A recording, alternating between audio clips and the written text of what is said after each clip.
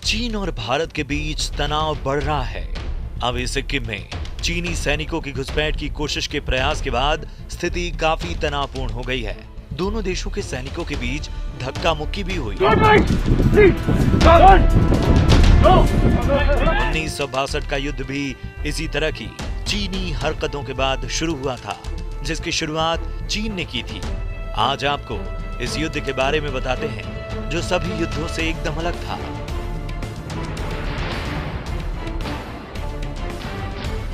ये युद्ध भारत के वीर सपूतों के शौर्य की अद्भुत गाथा है। 1962 में हुए इस युद्ध की सबसे खास बात यह थी कि यह अत्यंत कठोर परिस्थितियों में लड़ा गया। इस युद्ध की अधिकांश लड़ाई 14,000 फीट से अधिक ऊंचाई पर हुई थी, जो अपने आप में अद्भुत है।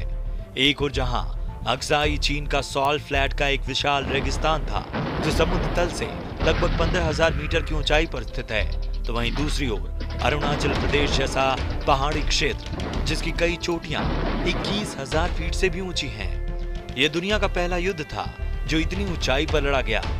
1962 के युद्ध की चुसूल की लड़ाई को अब तक की सबसे साहसिक और वीरोचित लड़ाई कहा जाए तो गलत ना होगा।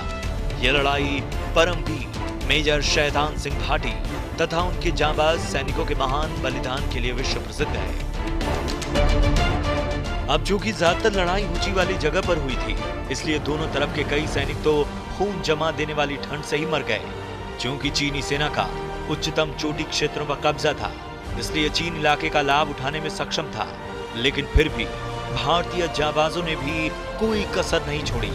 इतनी ऊंचाई पर दुनिया में इससे पहले कोई युद्ध नहीं लड़ा गया था। ऐसी परिस्थितियों में जंग के कारण दोनों ही देशों के सैनिकों को रसद आपूर्ति, युद्ध और अन्य सामग्री के लिए काफी संघर्ष करना पड़ा। इस युद्ध की दूसरी सबसे अनोखी बात यह थी कि पूरे युद्ध में दोनों पक्षों ने नौसेना या वायुसेना का उपयोग नहीं किया। सारी जंग जमीन पर ही लड़ी गई। हमारे YouTube चैनल को सब्सक्राइब और फेसबुक पर लाइक करने के लिए देखते रहिए शौर्य गाथा आरंभ नए युग का।